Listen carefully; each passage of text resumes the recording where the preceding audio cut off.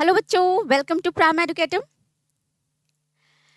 बच्चों, control and coordination के अंतर्गत हम लोग एंडोक्राइन ग्लैंड की स्टडी कर रहे हैं। एंडोक्राइन ग्लैंड में हमने अब तक पिट्यूटरी, हाइपोथैलेमस तथा थायराइड एंड पैराथायराइड ग्लैंड की स्टडी बहुत अच्छे ढंग से कर ली है। और आज के सेशन में हम लोग जानेंगे एड्रीनल ग्लैंड के बारे में। एड्रीनल ग्लैंड कितना इम्पॉर्टेंट एंडोक्राइन ग्लैंड है, इस बात का अंदाजा आप इसके बहुत सारे नाम से ही लगा सकते हैं। इसके नाम है suprarenal gland, emergency gland, 3F gland and 4S gland. तो इतने ढेर सारे नाम जिस एंडोक्राइन ग्लैंड के हों, तो आप समझ सकते हैं कि वह एंडोक्राइन ग्लैंड कितना इम्पॉर्टेंट है ह्यूमन बॉडी के लिए। तो चलिए आज का सेशन स्टार्ट करते हैं। तो जानते हैं एड्रीनल ग्लैंड के बारे में। एड्रीनल ग्लैंड जो कि बहुत इंपॉर्टेंट है बच्चों, सबसे पहले जानेंगे इसके ढेर सारे नाम के बारे में कि इसे किन किन नामों से जाना जाता है। एड्रीनल ग्लैंड को सुप्रारीनल ग्लैंड भी कहते हैं, सुप्रारीनल, ठीक है। इसे इमरजेंसी ग्लैंड भी कहते हैं। इसे क्या कहते हैं? Emergency gland. इसे 3F ग्लैंड भी कहते हैं, 3F ग्लैंड। सबके बारे में मैं डिटेल से बताऊंगी, अभी सिर्फ नाम जानते हैं। और इसे 4S ग्लैंड भी कहते हैं। इसे और क्या कहते हैं? 4S ग्लैंड भी कहते हैं। इतने सारे इसके नाम हो गए। अब जानते हैं इसके शेप एंड साइज के बारे में और इसकी लोकेशन के बारे में। यह कहाँ लोकेटेड होती है? तो बच्चों, यह किडनी के ऊपर लोकेटेड होती है। जैसे मान लो यह आपकी किडनी है, ठीक है। यह क्या है? यह आपकी किडनी है। यह हो गई किडनी आपकी, ठीक है ना। किडनी के ऊपर येलोइश कलर की इस तरह की कैप लाइक स्ट्रक्चर होती है। यह एक स्ट्रक्चर किडनी के ऊपर होती है, कैप जैसी, ठीक है। इसे क्या कहते हैं? इसे एड्रीनल ग्लैंड कहते हैं। इसे क्या कहते हैं? एड्रीनल ग्लैंड कहते हैं। इसे एड्रीनल ग्लैंड क्यों कहते हैं? क्योंकि यह एडजेसेंट टू किडनी है। रीनल मीन्स किडनी, ठीक है। तो यह क्या है? रीनल रीजन है, तो इसके एडजेसेंट है, इसलिए इसे क्या कहते हैं? एड्रीनल ग्लैंड कहते हैं। एड्रीनल ग्लैंड क्यों कहते हैं? क्योंकि यह एडजेसेंट टू किडनी है, एडजेसेंट टू किडनी, ठीक है। इसलिए इसे क्या कहते हैं? एड्रीनल ग्लैंड कहते हैं। और इसे सुप्रारीनल ग्लैंड भी कहते हैं। सुप्रारीनल इसलिए कहते हैं क्योंकि यह किडनी के ऊपर है। सुप्रा मीन्स ऊपर, तो यह किडनी के ऊपर सिचुएटेड है, इसलिए इसे क्या कहते हैं? सुप्रारीनल ग्लैंड भी कहते हैं। आगे इन सारे नामों के बारे में भी मैं डिटेल में बताऊंगी। तो आपने इसकी लोकेशन देख ली कि यह कहाँ सिचुएटेड है। यह किडनी के ऊपर सिचुएटेड है और यह दो होते हैं, यह दोनों किडनी के ऊपर पाई जाती है, इस तरह से, ठीक है। यह दोनों किडनी के ऊपर इस तरह से पाई जाती है। तो यह इस तरह से दोनों किडनी के ऊपर पाई जाती है। यह 1 पेयर होते हैं, ठीक है। यह कितने होते हैं? 1 पेयर होते हैं। एम्फीबियंस में यह किडनी में इम्बेडेड होती है, धंसी हुई होती है। किडनी के अंदर धंसी हुई रहने के कारण इसे इंटररीनल ग्लैंड कहते हैं। तो एम्फीबियंस में क्या कहते हैं? इसे एम्फीबियंस में एड्रीनल ग्लैंड को क्या कहते हैं? इंटररीनल ग्लैंड, इंटररीनल ग्लैंड, ठीक है, क्योंकि यह किडनी के अंदर धंसी रहती है। बच्चों, अब जानते हैं कि किसी एडल्ट व्यक्ति में एड्रीनल ग्लैंड की हाइट कितनी होती है। इन एडल्ट्स जानेंगे हाइट ऑफ एड्रीनल ग्लैंड। इसकी हाइट कितनी होती है? तो इसकी हाइट 3 to 5 सेंटीमीटर होती है। इसकी हाइट 3 to 5 सेंटीमीटर होती है और इसकी विड्थ 2 to 3 सेंटीमीटर होती है।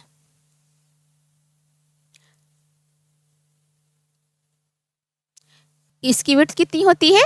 2 से 3 सेंटीमीटर, ठीक है। किसी एडल्ट में एड्रीनल ग्लैंड की वेट कितनी होती है बच्चों? 3.5 से 5 ग्राम, ठीक है। 3.5 से लेकर 5 ग्राम तक इसकी वजन हो सकती है। तो एड्रिनल ग्लैंड के बारे में हमने जाना। इसकी हाइट 3 से 5 सेंटीमीटर होगी, इसकी विड्थ 2 से 3 सेंटीमीटर होगी और इसकी जो वजन है, इसकी वेट होगी 3.5 से लेकर 5 ग्राम तक, ठीक है। और इसकी शेप कैसी होती है? कोनिकल शेप की होती है, ठीक है ना। इसकी शेप कैसी होती है? कोनिकल। ये आप देख रहे हैं कि इसकी शेप कैसी है? कोनिकल शेप की है, ठीक है। इसकी लोकेशन भी लिख ही देती हूँ, ठीक है ना, ताकि आपको याद रहे। इसकी लोकेशन हो गई top of the kidney, top of the kidney, है ना। वैसे इसको लिखने की जरूरत नहीं थी, आप डायग्राम से ही देख सकते हैं कि इसकी लोकेशन कहाँ है, top of the kidney. Adrenal gland के 2 डिस्टिंक्ट रीजन होते हैं, यानी कि यह 2 पार्ट में डिवाइड होते हैं। ऊपर वाले भाग को जो आप देख रहे हैं उसे कहते हैं एड्रिनल कॉर्टेक्स, इसे क्या कहते हैं? कॉर्टेक्स, ठीक है। यह जो ऊपरी भाग है इसे कहते हैं कॉर्टेक्स। अंदर वाले पार्ट को क्या कहते हैं बच्चों? इसे कहते हैं मेडुला। अंदर वाला जो पार्ट है वह क्या है? मेडुला। तो यह जो एड्रिनल ग्लैंड है इसका बाहरी भाग है कॉर्टेक्स और अंदर वाला भाग है मेडुला, ठीक है।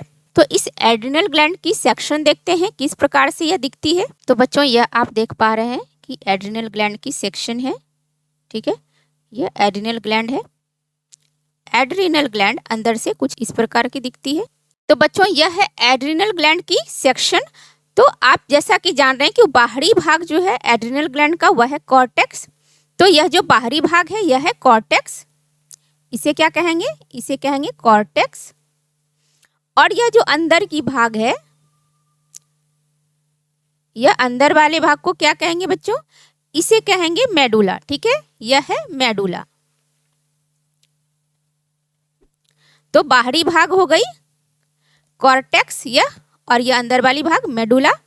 और सबसे ऊपर क्या होती है बच्चों? सबसे ऊपर होती है कैप्सूल। यह जो लेयर आप देख पा रहे हैं यह है कैप्सूल। यह कनेक्टिव टिश्यू की बनी होती है। यह किसकी बनी होती है? तो यह जो कॉर्टेक्स और मेडुला को प्रोटेक्ट करने वाली लेयर है उसे क्या कहते हैं? सबसे बाहरी लेयर है कैप्सूल, ठीक है। और यह कनेक्टिव टिश्यू की बनी होती है। बच्चों एड्रिनल ग्लैंड की सबसे ज्यादा पोर्शन कॉर्टेक्स की ही बनी होती है। यह लगभग 75 to 80% कॉर्टेक्स की बनी होती है और 20 to 25% यह मेडुला की बनी होती है।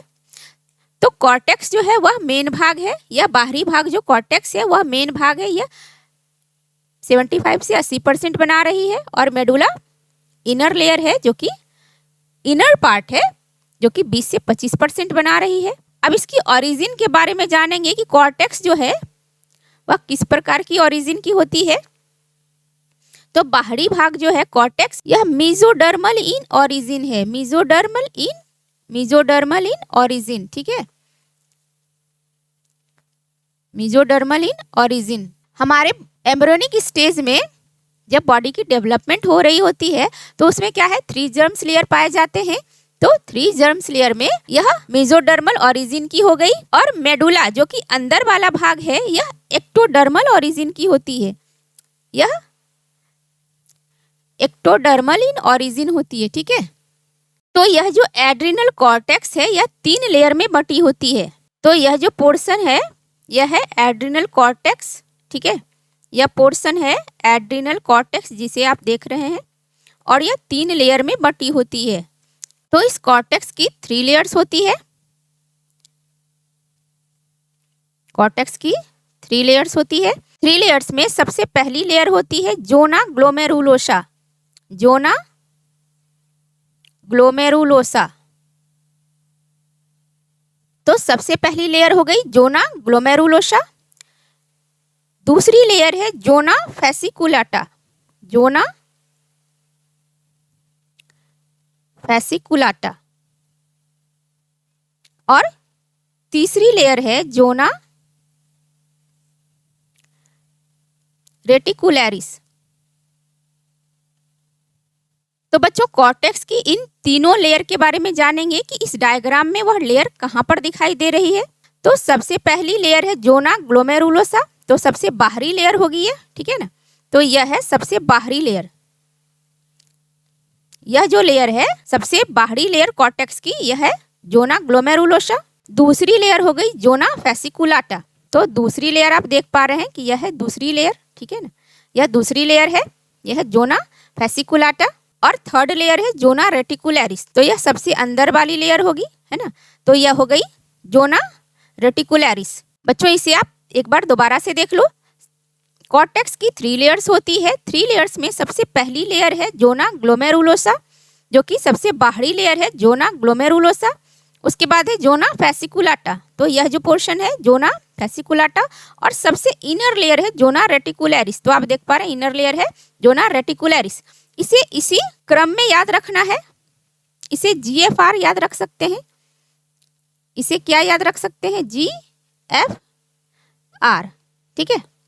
जोना ग्लोमेरुलोसा, जोना फेसिकुलाटा और जोना रेटिकुलरिस, ये तीनों लेयर में जोना फेसिकुलाटा सबसे ज्यादा थिक होती है।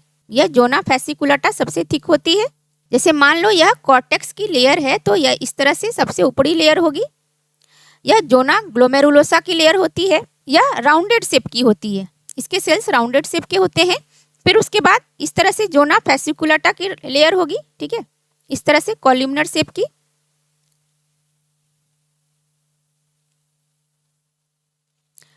यह जोना फेसिकुलाटा हो गई, ठीक है ना, यह जोना ग्लोमेरुलोसा। और उसके बाद इस तरह से ब्रांच टाइप की निकली हुई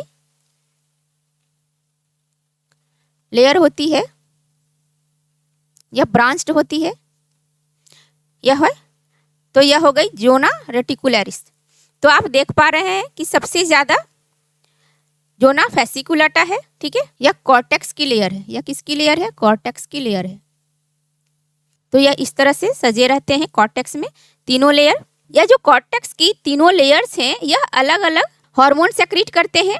तीनों अलग अलग हार्मोन सेक्रीट करते हैं। और यह जो एड्रिनल कॉर्टेक्स है, यह जीवन जीने के लिए बहुत जरूरी है। यह किसी एनिमल के सर्वाइवल के लिए बहुत जरूरी है। अगर एड्रिनल कॉर्टेक्स किसी एनिमल से रिमूव कर दिया जाए, तो आप बताओ क्या वह व्यक्ति जिंदा रहेगा? अभी अभी मैंने बताया आपको कि यह सर्वाइवल के लिए बहुत जरूरी है। तो जब एड्रिनल कॉर्टेक्स रिमूव कर दिया जाए तो कोई जिंदा नहीं रह सकता है, क्योंकि आप देख पा रहे हैं कि इसके 3 लेयर्स हैं और तीनों लेयर से अलग अलग हार्मोन सेक्रीट होते हैं, ठीक है। और यह तीनों लेयर के जो हार्मोन्स हैं बहुत इंपॉर्टेंट होते हैं। अभी मैं डिटेल में बताऊंगी।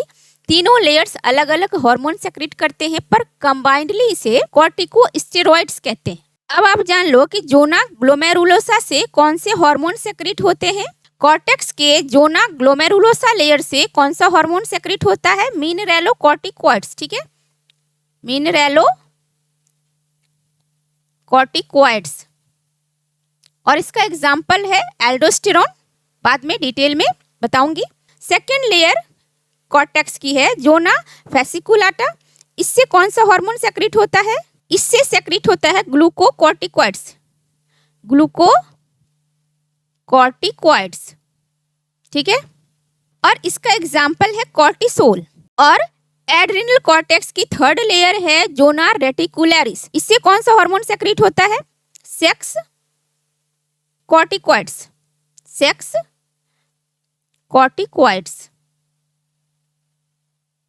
तो आपने जान लिया कि कौन कौन से हार्मोन सेक्रेट होते हैं तीनों लेयर से। जोना ग्लोमेरुलोसा से सेक्रेट होता है मिनरेलोकॉर्टिकॉइड्स, जिसका एग्जांपल है एल्डोस्टेरोन।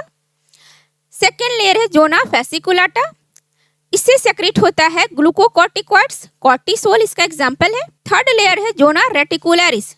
इससे सेक्स कॉर्टिकॉइड्स सेक्रेट होते हैं। मेल में सेक्रेट होते हैं टेस्टोस्टेरोन और फीमेल में एस्ट्रोजन एंड प्रोजेस्टेरोन, ठीक है। बच्चों आप इसका स्क्रीनशॉट ले सकते हैं। बच्चों अब हम जानेंगे एड्रिनल कॉर्टेक्स से सेक्रेट होने वाले मिनरेलोकॉर्टिकॉइड्स के बारे में।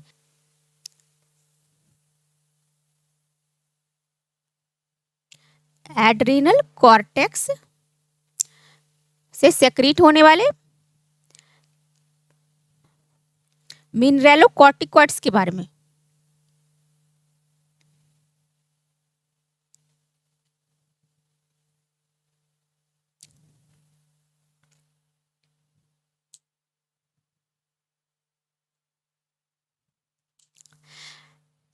तो यह जो मिनरेलोकॉर्टिकॉइड्स है यह कहाँ से सेक्रीट होते हैं? Secreted by first layer zona, by zona glomerulosa.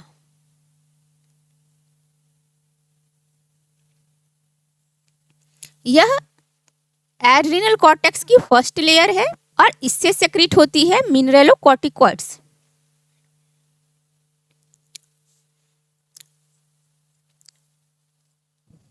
और इसके एग्जाम्पल है एल्डोस्टेरोन।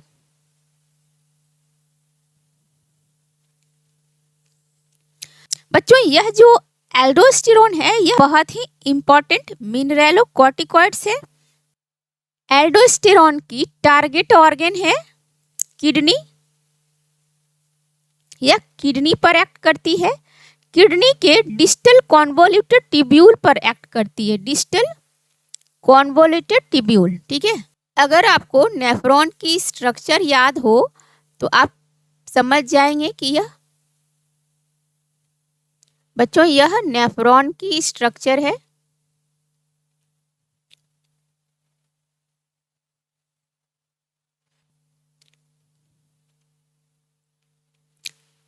यह लूप ऑफ हेनले है, ये है डिस्टल कॉन्वोल्यूटेड ट्यूब्यूल। ठीक है, और यह है collecting duct, common collecting duct है ये। तो यह जो एल्डोस्टेरोन है यह डिस्टल कॉन्वोल्यूटेड ट्यूब्यूल पर एक्ट करती है, यह है डीसीटी, और इसी पर यह एक्ट करेगी। यहाँ पर ग्लोमेरुलस है, यहाँ से जो फिल्ट्रेट छनकर आते हैं उसे कहते हैं ग्लोमेरुलर फिल्ट्रेट। इस फिल्ट्रेट में बहुत सारे यूजफुल प्रोडक्ट भी होते हैं जो छनकर चले आते हैं, है ना। तो यह इस तरह से यूजफुल प्रोडक्ट जो छनकर आ गए उसमें सोडियम भी होती है। तो यह जो एल्डोस्टेरोन है यह क्या करती है, डिस्टल कॉन्वोल्यूटेड ट्यूब्यूल में सोडियम आयन के रीअब्जॉर्प्शन को बढ़ा देती है। यह यहाँ पर क्या करती है, सोडियम आयन के रीअब्जॉर्प्शन को बढ़ा देती है। तो sodium ion distal convoluted tubule में रीअब्जॉर्ब होते चले जाते हैं, है ना। और यह दूसरा काम यह भी करता है कि पोटेशियम आयन को यह सेक्रीट कर देता है। तो सोडियम आयन रीअब्जॉर्ब हो गए और पोटेशियम आयन का सेक्रीशन हो गया। तो बच्चों सोडियम आयन का यहाँ पर एक्टिव रीअब्जॉर्प्शन होता है। तो जहां पर सोडियम आयन का रीअब्जॉर्प्शन हो रहा है तो वाटर भी पीछे पीछे आएंगे ही, स्वाभाविक सी बात है। तो वाटर का यहाँ पर पैसिव रीअब्जॉर्प्शन होता है। बच्चों आप ध्यान से सुनिए मेरी बात, सोडियम आयन का यहाँ पर एक्टिव रीअब्जॉर्प्शन होता है और वाटर का यहाँ पर पैसिव रीअब्जॉर्प्शन होता है। वाटर का पैसिव रीअब्जॉर्प्शन होता है यहाँ पर। तो सोडियम आयन का एक्टिव रीअब्जॉर्प्शन एंड वाटर का पैसिव रीअब्जॉर्प्शन होता है और पोटेशियम आयन का सेक्रीशन होता है। डिस्टल कॉन्वोल्यूटेड ट्यूब्यूल से पोटेशियम आयन का सेक्रीशन होता है जिससे आपके बॉडी में वाटर एंड इलेक्ट्रोलाइट का बैलेंस बना रहता है। तो इसका फंक्शन जान ले। तो इसका फंक्शन आपने जान लिया कि यह क्या फंक्शन करती है और किस प्रकार से। They regulate electrolyte and fluid balance by maintaining the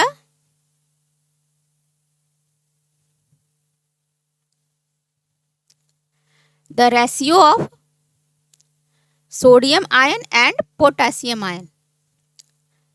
तो आपने देख लिया कि यह इलेक्ट्रोलाइट और फ्लूइड बैलेंस किस प्रकार से करती है। तो इसे मैं लिख देती हूँ, aldosterone facilitates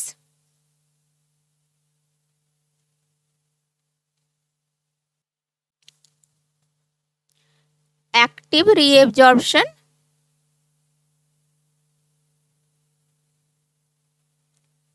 of sodium ion, passive reabsorption of water and secretion of potassium ion by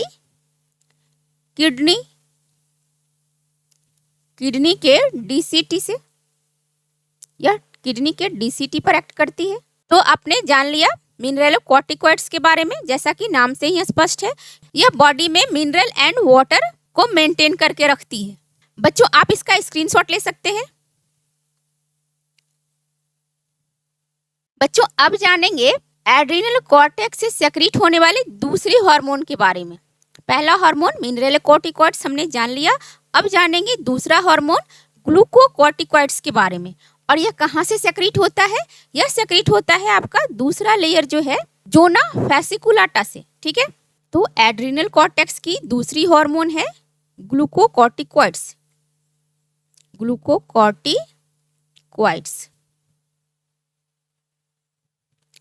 यह कहाँ से सेक्रेट होती है? सेकेंड लेयर जोना फैसिकुलाटा से, सेक्रेटेड बाय जोना फैसिकुलाटा, ठीक है। यह एड्रिनल कॉर्टेक्स की सेकेंड लेयर है जोना फैसिकुलाटा। यहाँ से क्या सेक्रेट होती है? ग्लूकोकॉर्टिकॉइड्स। और इसके एग्जाम्पल हैं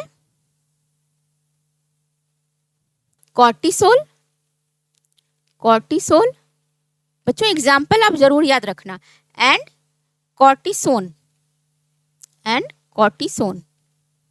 यह दो इसके एग्जाम्पल हैं। मोस्ट इंपॉर्टेंट है कॉर्टिसोल, इसे आप जरूर याद रखना। और इसका टारगेट ऑर्गन है लीवर। टारगेट ऑर्गन इसका लीवर, यह लीवर पर एक्ट करता है। Target organ liver.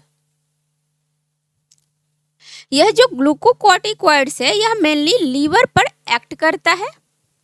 और यह क्या करता है? ग्लूकोनियोजेनेसिस का काम करता है। यह लीवर पर एक्ट करता है। जैसे बच्चों यह है लीवर, ठीक है, यह क्या है? लीवर। तो यह है लीवर। लीवर पर एक्ट करके यह करता क्या है? यह ग्लूकोनियोजेनेसिस का काम करता है।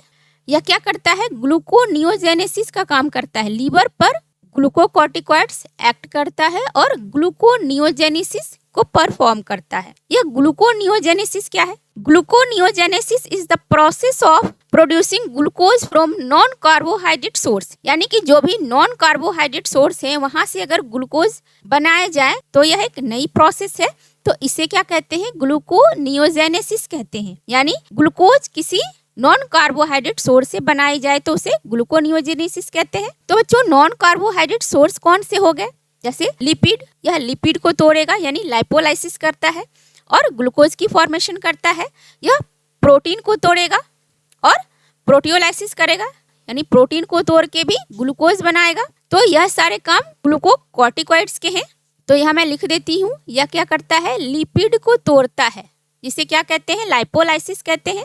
इसे कहेंगे लाइपोलाइसिस। लिपिड को तोड़ना यानी लाइपोलाइसिस। लाइसिस मीन्स तोड़ना, तो लिपिड को तोड़ना यानी लाइपोलाइसिस कर रहा है। इस प्रोसेस को कहेंगे ग्लूकोनियोजेनेसिस, ठीक है। यानी ग्लूकोज को ऐसे सोर्स से बनाएंगे जो नॉन कार्बोहाइड्रेट सोर्स है, ठीक है। तो वह नॉन कार्बोहाइड्रेट सोर्स हो गए लिपिड। लिपिड को हमने क्या किया? तोड़ा। लिपिड को तोड़कर क्या बनाएंगे हम लोग? ग्लूकोज बनाएंगे। लिपिड को तोड़कर क्या बना रहे हैं? ग्लूकोज बना रहे हैं। उसके बाद एक प्रोटीन भी सोर्स है जो कि नॉन कार्बोहाइड्रेट सोर्स है। तो प्रोटीन को भी तोड़ सकते हैं हम लोग। तो प्रोटीन को भी तोड़ेंगे। इसको कहते हैं प्रोटियोलाइसिस। प्रोटीन को तोड़ना क्या कहलाता है? प्रोटियोलाइसिस, ठीक है। तो प्रोटीन को भी तोड़ेंगे। यह भी क्या है? ग्लूकोनियोजेनेसिस है। ग्लूकोनियोजेनेसिस, क्योंकि प्रोटीन भी नॉन कार्बोहाइड्रेट सोर्स है। इससे हमने क्या बनाया? ग्लूकोज बनाया, ठीक है। इससे भी क्या बनाएंगे? ग्लूकोज ही बनाएंगे। तो लिपिड को भी तोड़ा हमने, ग्लूकोज बनाया। प्रोटीन को भी तोड़ा हमने, क्या बनाया? ग्लूकोज बनाया। तो इस तरह से ब्लड में क्या है कि ग्लूकोज की मात्रा बढ़ गई। यह ब्लड वेसल है तो यहाँ पर क्या है? ग्लूकोज की मात्रा बढ़ गई है।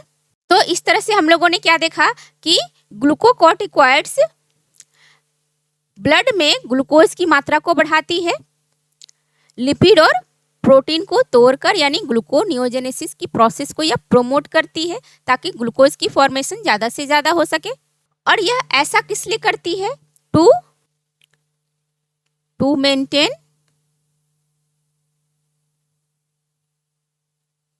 Homeostasis of glucose. बच्चों, अब आप जानना चाहोगे कि होम्योस्टैसिस क्या होती है। होम्योस्टैसिस वह प्रोसेस है जिससे इंटरनल एनवायरनमेंट मेंटेन रहता है। यह ग्लूकोज की मात्रा तो बढ़ा देती है ग्लूकोज की होम्योस्टैसिस को मेंटेन करने के लिए, लेकिन यह प्रोटीन सिंथेसिस को डिक्रीज कर देती है। यह क्या करती है? Decrease protein synthesis.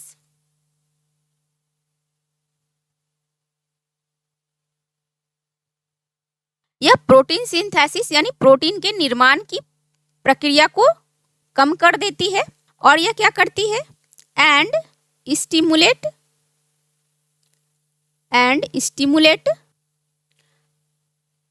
Formation of fat droplets from fat. यह प्रोटीन सिंथेसिस को तो डिक्रीज कर रही है, लेकिन फैट से जो फैट ड्रॉपलेट्स की फॉर्मेशन है उसको स्टिमुलेट करती है ताकि फैट से ज़्यादा फैट ड्रॉपलेट्स बने। बच्चों, आपको यह जानकर बहुत ही ज़्यादा आश्चर्य होगा कि यह इम्यून सिस्टम को सप्रेस कर देती है। यह इम्यूनिटी को सप्रेस किस प्रकार से करती है? यह क्या करती है? यह इओसिनोफिल्स और लिम्फोसाइट्स के नंबर को डिक्रीज कर देती है। इन्हीं से एंटीबॉडीज की फॉर्मेशन होती है। तो जब एंटीबॉडीज की फॉर्मेशन कम होगी तो आपका इम्यून सिस्टम सप्रेस हो जाएगा, थोड़ा कम स्ट्रांग होगा। ठीक है, तो आप यह सोच रहे होंगे कि यह तो बेकार है क्योंकि एंटीबॉडीज का ज्यादा से ज्यादा बनना अच्छी बात है, यह इम्यून सिस्टम को स्ट्रॉन्ग करती है। पर ऐसा नहीं है बच्चों। एंटीबॉडीज की फॉर्मेशन अगर ज्यादा से ज्यादा हो गई तो नॉर्मल सेल्स भी बर्बाद हो जाएंगे। तो एंटीबॉडीज को सप्रेस किया जाता है ताकि वह कम बने। तो इसे मैं लिख देती हूँ, it suppresses immunity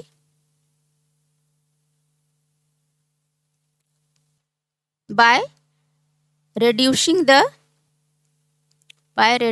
the number of eosinophils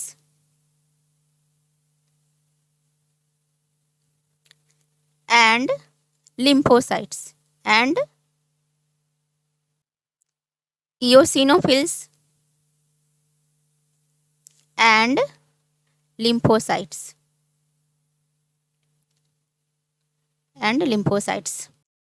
which forms antibodies।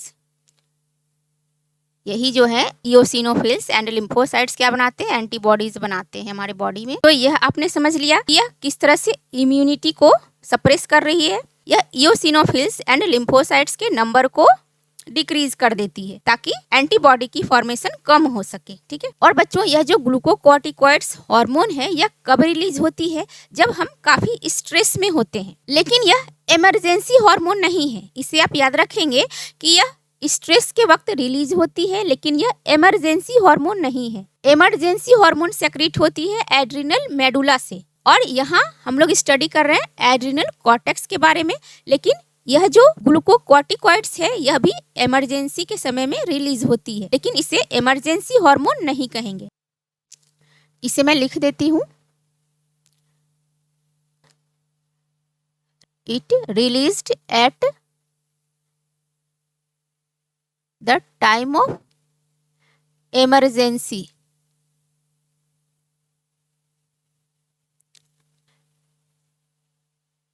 लेकिन इसे इमरजेंसी हार्मोन नहीं कहेंगे।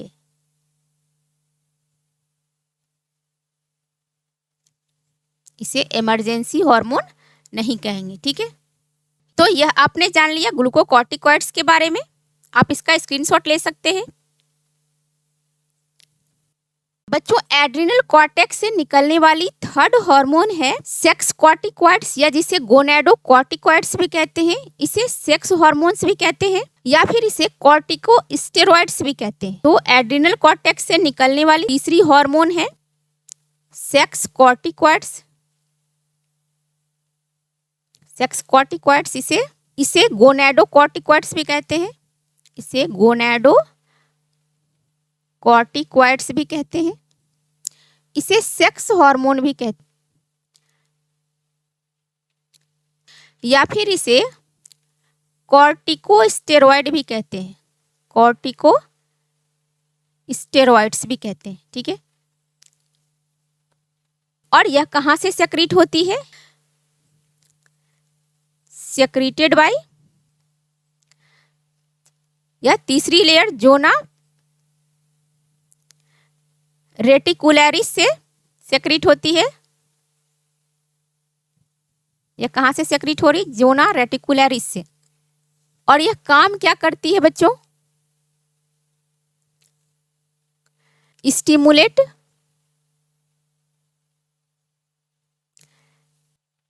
Secondary sexual character. ठीक है, सेकेंडरी सेक्सुअल कैरेक्टर।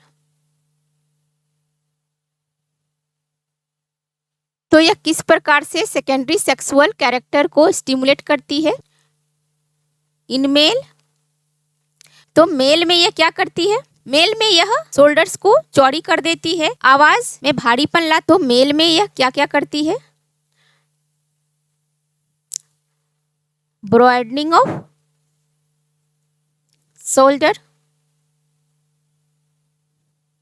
सेकंड है चेंज इन वॉइस, यह वॉइस में चेंज लाती है, भारीपन लाती है, चेंज इन वॉइस।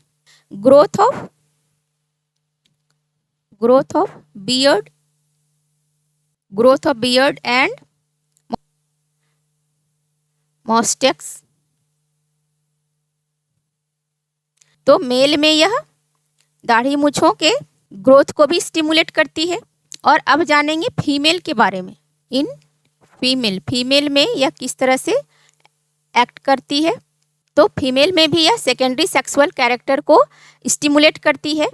तो फीमेल में यह ग्रोथ ऑफ ब्रेस्ट के लिए रिस्पॉन्सिबल है, यानी मैमरी ग्लैंड की ग्रोथ होती है।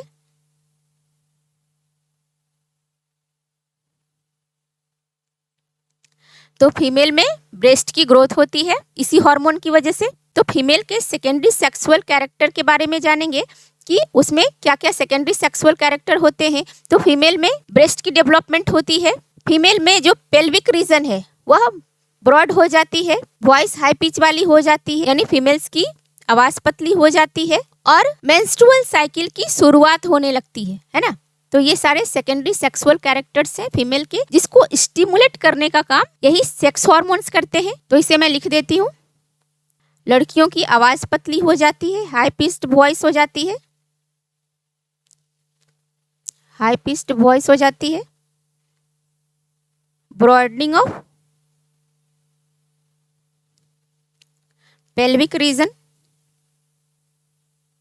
लड़कियों की कमर चौड़ी हो जाती है। ऑनसेट ऑफ मेंस्ट्रुअल साइकिल,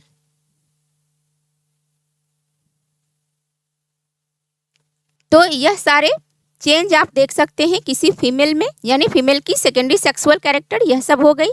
ठीक है, इसके अलावे बहुत सारे चेंजेस आते हैं, जैसे एक्सिलरी या प्यूबिक हेयर की ग्रोथ होने लगती है। तो इन सब के लिए रेस्पॉन्सिबल हार्मोन है। तो मेल में इन सब के लिए रेस्पॉन्सिबल है एंड्रोजेंस हार्मोन, उस हार्मोन का नाम है एंड्रोजेंस।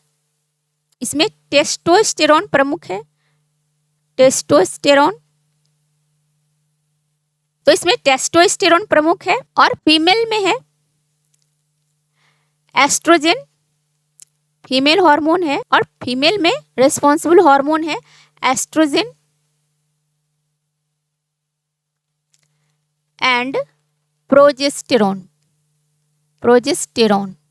ठीक है, तो यह हमने जान लिया एड्रिनल कॉर्टेक्स से सेक्रीट होने वाली थर्ड हार्मोन जिसे सेक्स कॉर्टिकॉइड्स या गोनाडोकॉर्टिकॉइड्स या सेक्स हार्मोन या कॉर्टिकोस्टेरॉइड्स कहते हैं, इसके बारे में हमने जान लिया। और बच्चों अब जानेंगे एड्रिनल मेडुला के बारे में। इतनी बातें जो हम लोगों ने अब तक जानी वह थी एड्रिनल कॉर्टेक्स के बारे में। और आप अच्छी तरह से जानते हो कि एड्रिनल ग्लैंड की दो भाग हैं। आउटर लेयर जो है वह है एड्रिनल कॉर्टेक्स, उसके बारे में हमने जान लिया। अब जानेंगे इनर पार्ट के बारे में जो है एड्रिनल मेडुला। तो आप इसकी स्क्रीनशॉट ले सकते हैं। तो बच्चों अब जानेंगे एड्रिनल मेडुला के बारे में, जो कि इनर लेयर है एड्रिनल ग्लैंड की। इसके बारे में मैंने बताया आपको कि यह एक्टोडर्मल इन ऑरिजिन है। यह एक्टोडर्मल ऑरिजिन की है।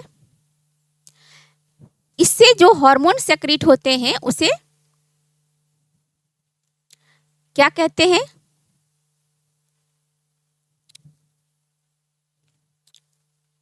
कैटेकोलामीन कहते हैं उसे।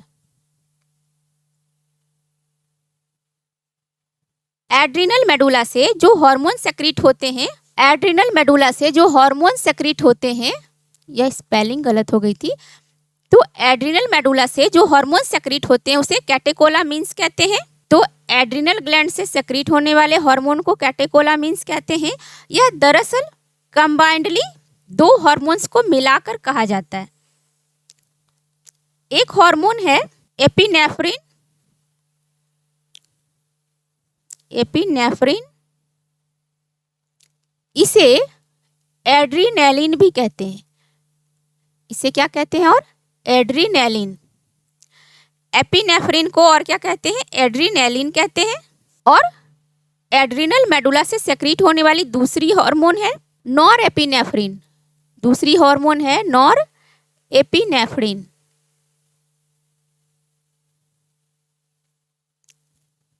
या फिर इसे नॉर एड्रीनैलिन भी कहते हैं।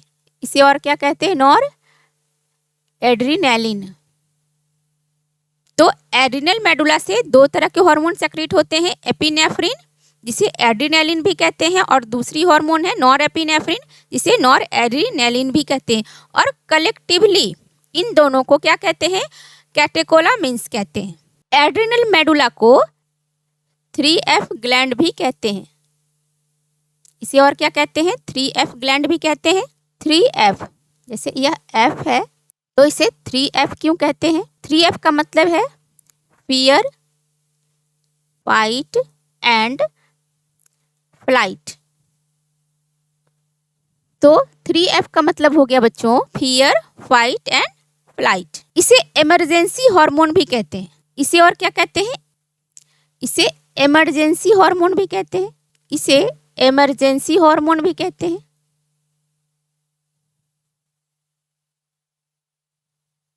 एड्रिनल मेडुला से हार्मोन इमरजेंसी सिचुएशन में सेक्रीट होते हैं। जैसे आपको बहुत डर लग रहा हो, बहुत घबराहट फील हो रहा हो, ऐसे इमरजेंसी सिचुएशन में एड्रिनल मेडुला से हार्मोन सेक्रीट होते हैं, इसलिए इसे कहते हैं फियर। जब आपको बहुत डर लग रहा हो तो आप क्या करेंगे? जब आपको डर लगता है, मान लो आप रास्ते में कहीं जा रहे हो, अगर 2-4 कुत्ते आपके पीछे पड़ गए तब क्या होगा? आप डर जाओगे।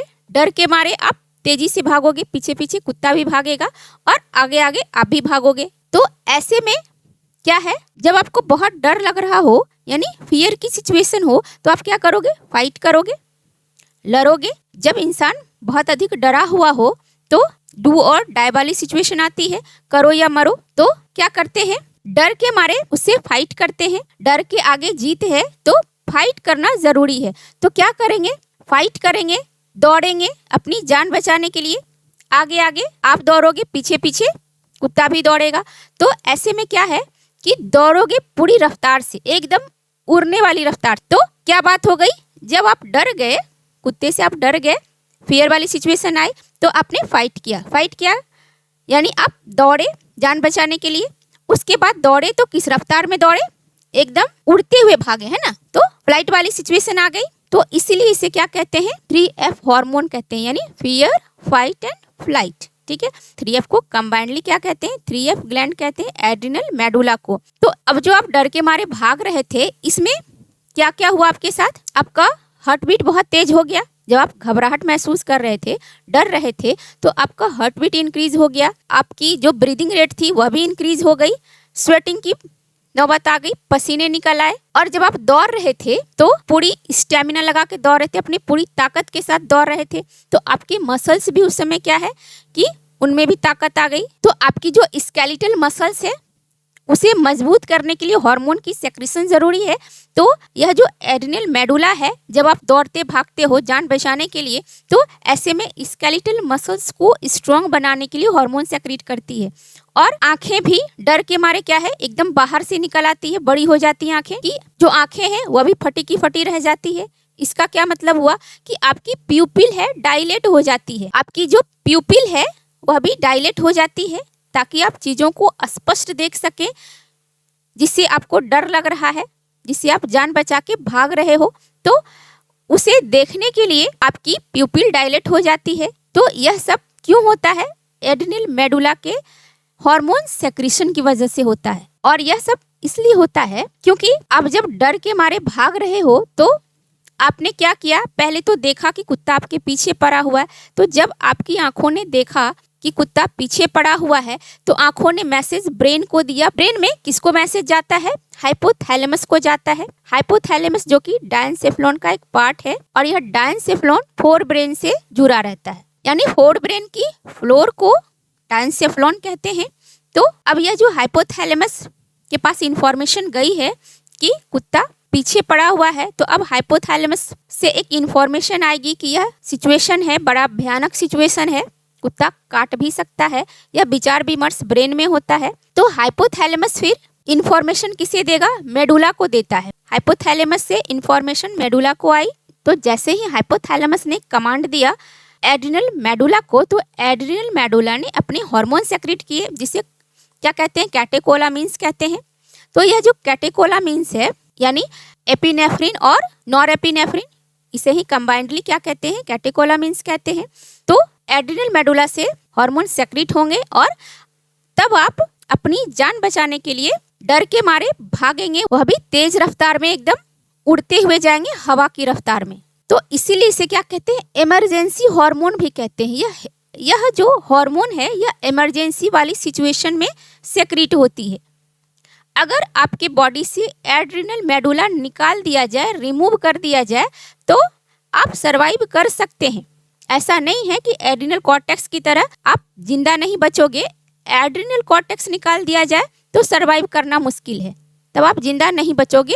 लेकिन एड्रिनल मेडुला अगर आपके बॉडी से निकाल दिया जाए तो बहुत ज़्यादा फर्क नहीं पड़ेगा। यह हो सकता है कि इमरजेंसी वाली सिचुएशन में आप कोई डिसीजन ना ले पाओ, क्योंकि इमरजेंसी हार्मोन सेक्रेट ही नहीं हो रहा है। तो इमरजेंसी वाली सिचुएशन में आपका ब्रेन काम ना करे, तब अगर कुत्ता आपके पीछे पड़ जाए तो आप भाग ना पाओ। तो ऐसी सिचुएशन आ सकती है अगर एड्रिनल मेडुला को रिमूव कर दिया जाए आपके बॉडी से। तो बच्चों बारी बारी से जानते हैं एपिनेफ्रिन और नॉरएपिनेफ्रिन के बारे में। तो एपिनेफ्रिन को एड्रिनैलिन भी कहते हैं, इसे और भी कुछ कहते हैं। और क्या कहते हैं, ऑल्सो कॉल्ड एड्रीनिन, इसे एड्रीनिन भी कहते हैं। एपिनेफ्रिन को एड्रिनैलिन भी कहते हैं और एड्रीनिन भी कहते हैं, ठीक है। इसके 3 नाम हैं। और यह कब सेक्रेट होता है, secrete at the time of fear, stress, जब आप बहुत स्ट्रेस में होते हो यानी तनाव में होते हो, एंड एक्साइटमेंट, जब आप बहुत अधिक उत्तेजित होते हो तब भी इस हार्मोन का सेक्रेशन होता है। एपिनेफ्रिन हार्मोन की सेक्रेशन कब होती है, जब आप अत्यधिक डरे हुए हो, बहुत ज़्यादा डरे हुए हो, बहुत ज़्यादा आप तनाव महसूस कर रहे हो, या बहुत ज़्यादा आप एक्साइटेड हो, तब एपिनेफ्रिन की सेक्रेशन होती है। साधारण अवस्था में इसकी सेक्रेशन नहीं होती है, यानी यह इमरजेंसी वाले सिचुएशन में सेक्रेट होती है। और ऐसी हालत में क्या होता है कि आपका ब्लड प्रेशर बढ़ जाता है, आपकी स्वेटिंग होने लगती है, ब्रीदिंग रेट बढ़ जाती है आपकी। तो ये सब तब होता है जब आप स्ट्रेस महसूस करते हो, बहुत ज़्यादा डरे हुए हो या बहुत ज़्यादा एक्साइटेड हो। उसके बाद जानते हैं एपिनेफ्रिन या नॉरएड्रेनालिन के बारे में। यह जो नॉरएपिनेफ्रिन है यह क्या करती है? यह मोस्टली कार्डियक मसल्स को रेगुलेट करती है। यह कार्डियक मसल्स की उत्तेजनशीलता या संकुचनशीलता को तेज करती है। Regulate cardiac muscle, regulate cardiac muscles, जिसके कारण क्या होती है बच्चों? इंक्रीज ब्लड प्रेशर, है ना, ब्लड प्रेशर बढ़ जाती है। और इसकी दूसरी फंक्शन क्या है?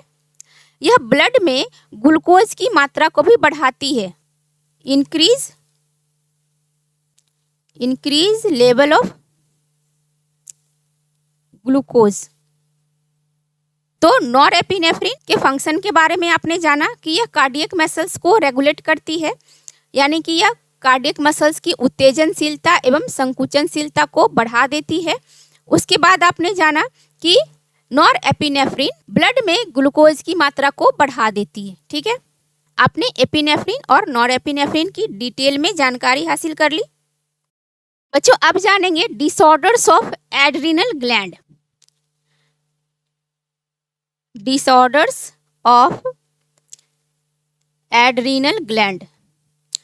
कभी कभी क्या होता है कि एड्रिनल ग्लैंड की सेक्रीशन बहुत ज़्यादा होती है या कभी कभी एड्रिनल ग्लैंड की सेक्रीशन बहुत कम होती है, जिसकी वजह से डिसऑर्डर्स हो जाते हैं। तो सबसे पहला डिसऑर्डर है Edison's disease. Edison's disease. Edison's disease में क्या होता है कि एड्रिनल कॉर्टेक्स से हाइपोसेक्रीशन होती है। एडिसन्स डिजीज का मेन कारण है हाइपोसेक्रीशन ऑफ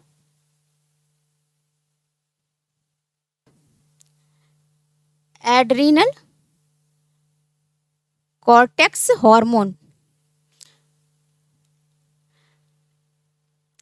एड्रिनल कॉर्टेक्स से जो हार्मोन सेक्रीट होते हैं वह अगर कम मात्रा में सेक्रीट हो तो एडिसन्स डिजीज हो जाती है। एड्रिनल कॉर्टेक्स से किस हार्मोन की सेक्रीशन होती है? मिनरेलोकॉर्टिकॉइड्स। तो एड्रिनल कॉर्टेक्स से मिनरेलोकॉर्टिकॉइड्स की सेक्रीशन अगर कम हो तब क्या होता है? Deficiency of mineralocorticoids disturbs electrolyte balance.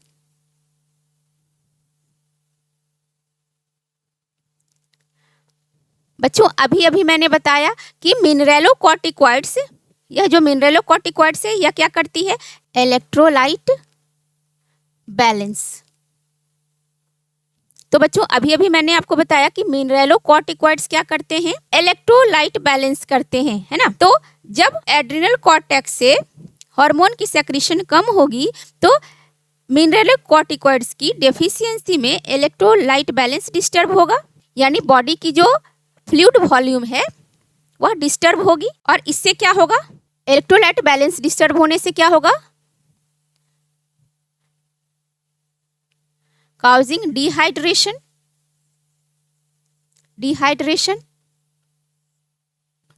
और इसकी वजह से क्या होता है? एंड दिस लीड्स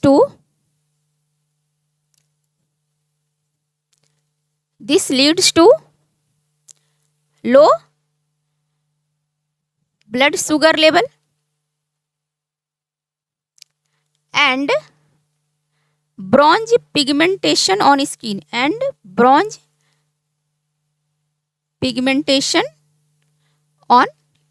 स्किन पर क्या है? ब्रॉन्ज पिगमेंटेशन उभर कर आएगी और ब्लड शुगर लेवल भी लो हो जाएगी। एडिसन्स डिजीज में nausea, vomiting,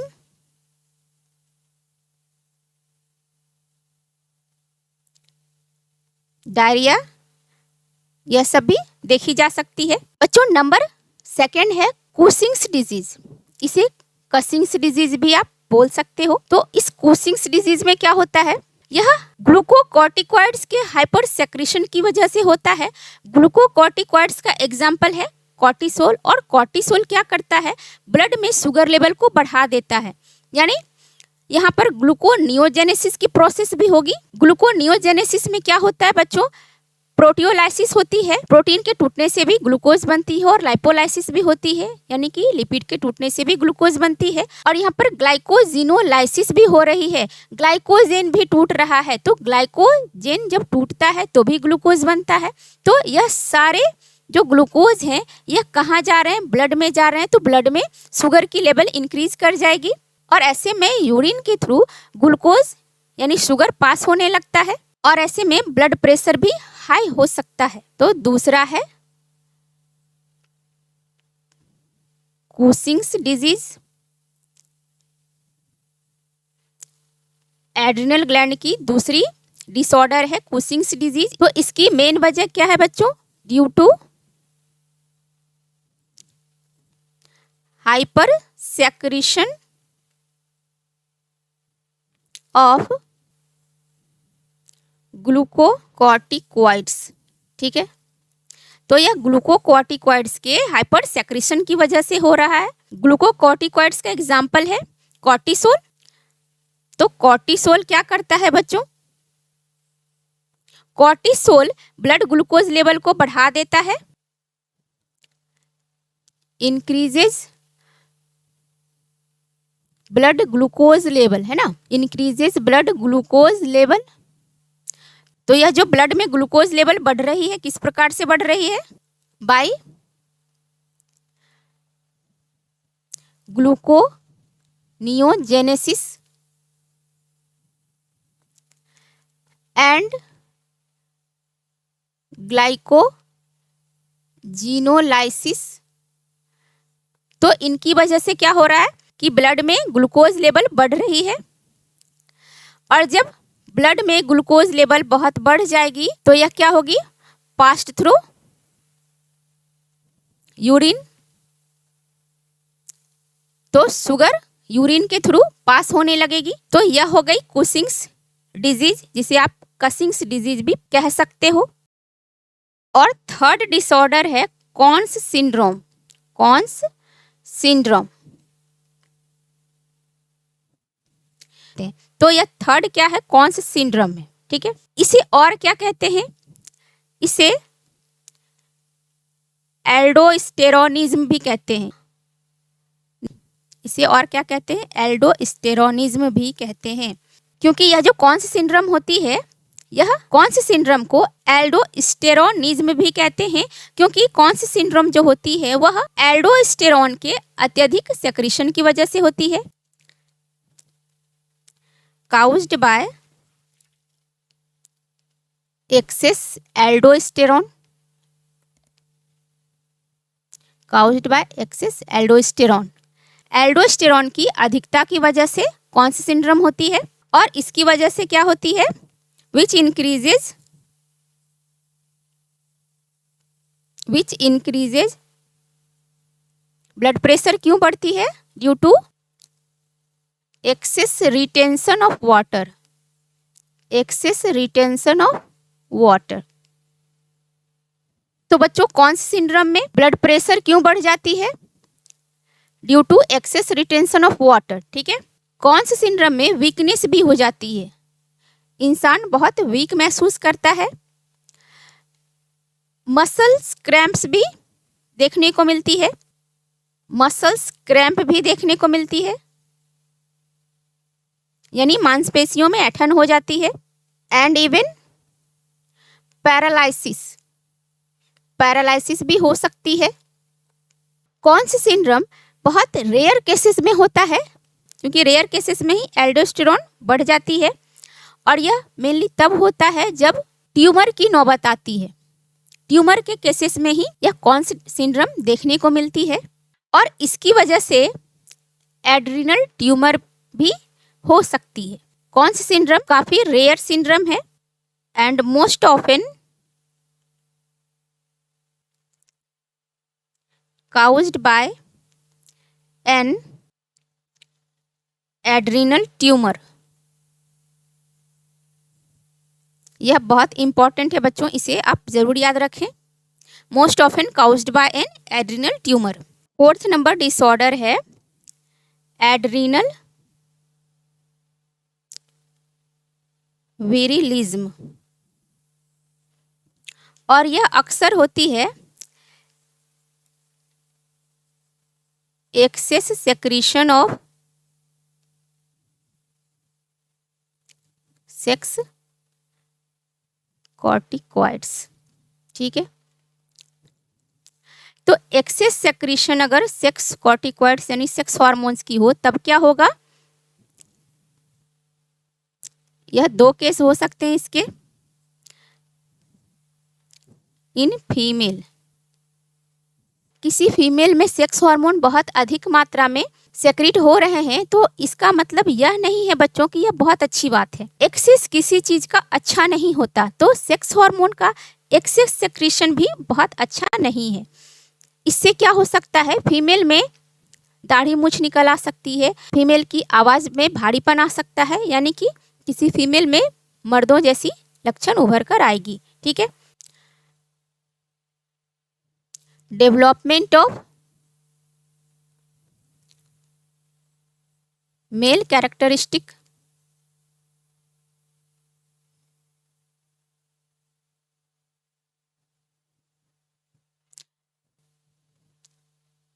such as beard and mustache। ठीक है, दाढ़ी मूछें निकल आएंगी किसी फीमेल में। और भी क्या कुछ हो सकता है? Change in voice, change in voice, male जैसी आवाज हो जाएगी, आवाज में भारीपन हो जाएगी, है ना। तो फीमेल में कुछ इस तरह के लक्षण आएंगे, यानी किसी फीमेल में अगर सेक्स हार्मोन अधिक हो तो उसमें मर्दों जैसी बात देखने को मिलती है, यानी कि चेहरे पर बहुत ज़्यादा बाल नजर आएंगे, जिसे आप कह सकते हैं कि किसी फीमेल के चेहरे पर दाढ़ी मूंछ निकल आई है, उसकी जो आवाज़ है वह भी भारीपन लिए हुए होगी, जैसे कि मर्दों की आवाज़ होती है। ठीक है, अब जानते हैं कि किसी मेल में क्या हो सकता है। इन मेल, अगर किसी मेल में सेक्स हार्मोन ज़्यादा सेक्रेट हो तब क्या होगा? किसी मेल में भी सेक्स हार्मोन का अधिक सेक्रेशन बहुत अच्छी बात नहीं है। लड़के बहुत खुश हो जाते हैं कि चलो सेक्स हार्मोन का ज़्यादा सेक्रेशन लाभदायक है, पर ऐसा नहीं है बच्चों। सेक्स हार्मोन अगर मेल में अधिक सेक्रेशन हुआ तो उनमें लड़कियों जैसे लक्षण उभर के आएंगे, तो यह बिल्कुल अच्छी बात नहीं है। इसे क्या कहेंगे? इसे गायनेकोमैस्टिया कहते हैं। जब किसी मेल में फीमेल जैसे लक्षण उभर कर आने लगे तो उसे क्या कहेंगे? गायनेकोमैस्टिया कहते हैं। इसे क्या कहेंगे? गायनेकोमैस्टिया।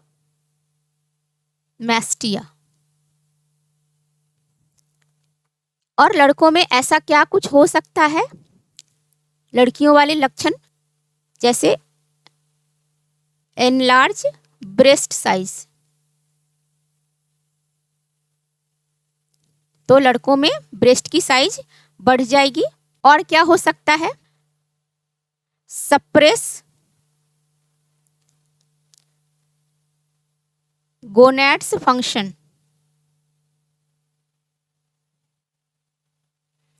तो गोनैड्स की जो फंक्शन है वह भी सप्रेस हो जाएगी, काउजिंग इनफर्टिलिटी,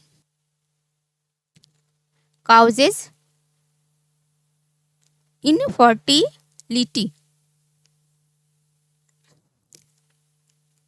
तो जब गोनैड के फंक्शन ही सप्रेस हो जाएंगे तो फर्टिलिटी की तो कोई बात ही नहीं हो सकती है। तो ऐसे में क्या होगा? इनफर्टिलिटी ही होगी, है ना। तो जब मेल में सेक्स हार्मोन, यानी मेल में जब सेक्स हार्मोन अधिक सेक्रेट होगा तो क्या हो सकता है? गायनेकोमैस्टिया हो सकती है। और इसमें क्या होता है बच्चों कि मेल में फीमेल जैसे लक्षण उभर कर आते हैं, यानी कि इनलार्ज ब्रेस्ट साइज, ब्रेस्ट की साइज ही इनलार्ज हो जाएगी और गोनैड्स की फंक्शन सप्रेस हो जाएगी, जिससे इनफर्टिलिटी हो सकती है। तो बच्चों यह हमने जान लिया एड्रिनल ग्लैंड के बारे में, एड्रिनल ग्लैंड के दोनों पार्ट्स यानी adrenal cortex and adrenal medulla के बारे में। और इसके बाद हमने जाना डिसऑर्डर्स ऑफ एड्रिनल ग्लैंड। मैंने वो सारे पॉइंट्स जिससे कॉम्पिटिटिव एग्जाम्स में क्वेश्चन पूछे जाते हैं वो सारे पॉइंट्स को मैंने बहुत अच्छी तरह से समझाया है। आई होप कि किसी भी कॉम्पिटिटिव एग्जाम्स में आपके क्वेश्चंस मिस नहीं होंगे। अगर आपको मेरी टीचिंग स्टाइल अच्छी लगती है तो आप प्लीज़ मेरे चैनल को ज़्यादा से ज़्यादा लाइक एंड शेयर करें। अगर आपने मेरे चैनल को अब तक सब्सक्राइब नहीं किया है तो प्लीज़ मेरे चैनल को सब्सक्राइब करें। तो मिलते हैं नेक्स्ट वीडियो में, तब तक के लिए पढ़ो लिखो और लक्ष्य की प्राप्ति तक मत रुको। जय हिंद।